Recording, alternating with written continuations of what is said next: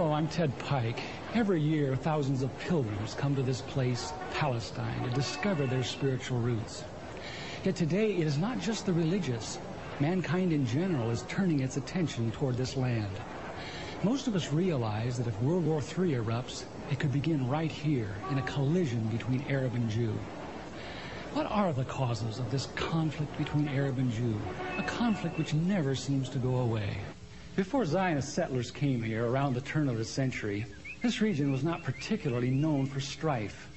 Yet since then, it has known little but strife. Is there something within Judaism itself which acts as an abrasive on this land? To answer that question, we don't need to make another pilgrimage to Palestine. We don't need to visit historic sites or Jewish shrines. Instead, since Judaism is very much a religion of its literature, we need to go where its most sacred teachings are preserved. We need to go to a synagogue, in particular, the library of a synagogue.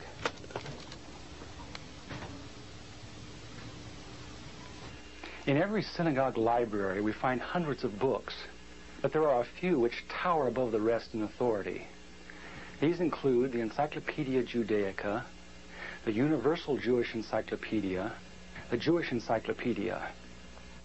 In the oldest of these, the Jewish Encyclopedia, we encounter fascinating new perspectives on the inner teachings of Judaism, perspectives which are well known to most religious Jews, but unknown to Christians. Most Christians believe that the Judaism of the Old Testament is very similar to Judaism today. Yet the Jewish Encyclopedia, in its article on Judaism, says modern Judaism and the Judaism of the Old Testament are very different. It says that after Nebuchadnezzar conquered Judah in the 6th century B.C. and led the Jews to distant Babylon, the Jews were faced with challenges to their faith they had never before experienced. Ever since the time of Solomon, the religion of Israel had centered around the magnificent temple in Jerusalem with its sacrifices and rituals. The question now became, how could one be a true Jew in a very foreign, even hostile environment? The need arose for a certain class of lay priests called scribes or sopherim to interpret the law in this new setting and make it workable.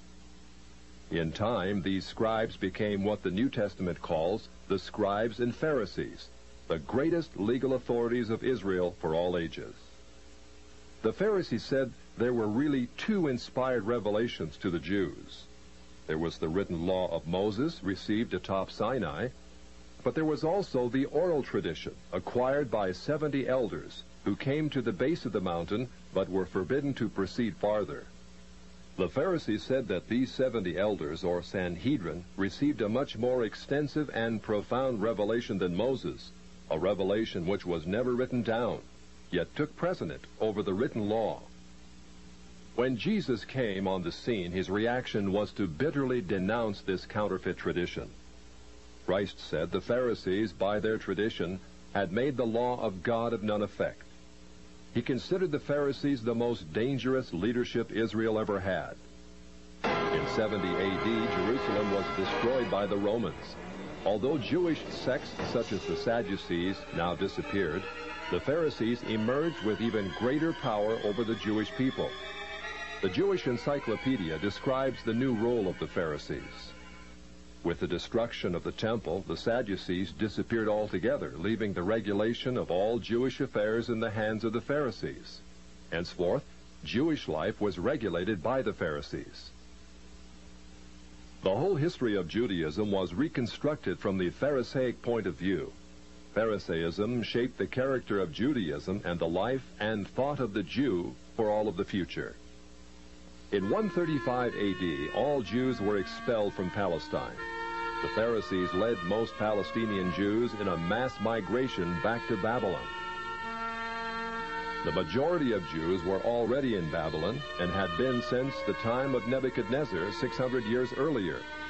Yet around 140 A.D., Babylon became the acknowledged land of refuge for world Jewry. For another 1,000 years, Judaism flourished in Babylon under the leadership of the Pharisees.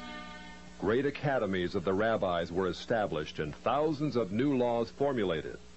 There, those same Pharisees who killed Jesus Christ remained the undisputed rulers of Judaism.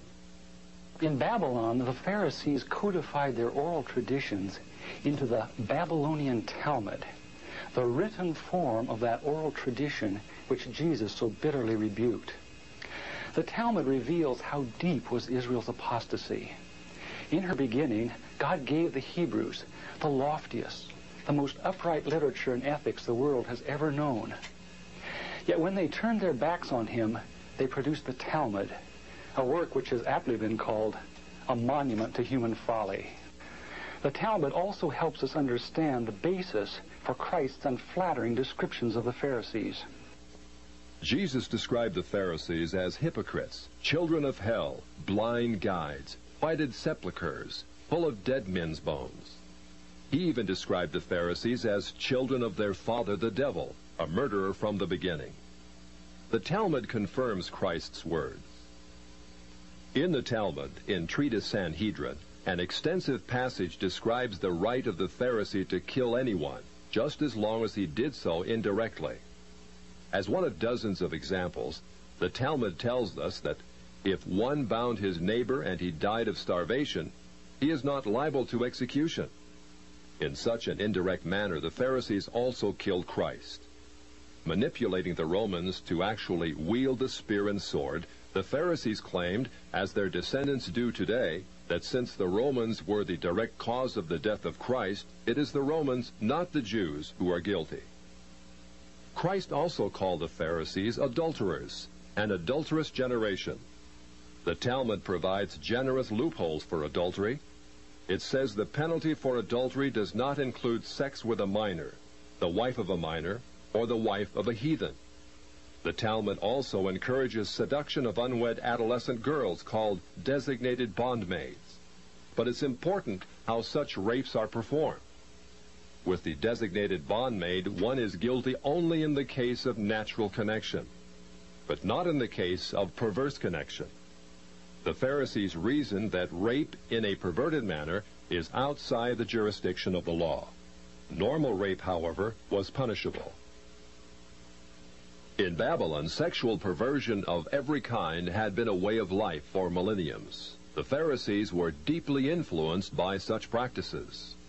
In 3 of the major treatises of the Talmud are found extensive passages which give legal endorsement to seduce and marry 3-year-old baby girls. In fact, many of the greatest rabbis of the Talmud, including Simeon ben Yochai, upheld this privilege.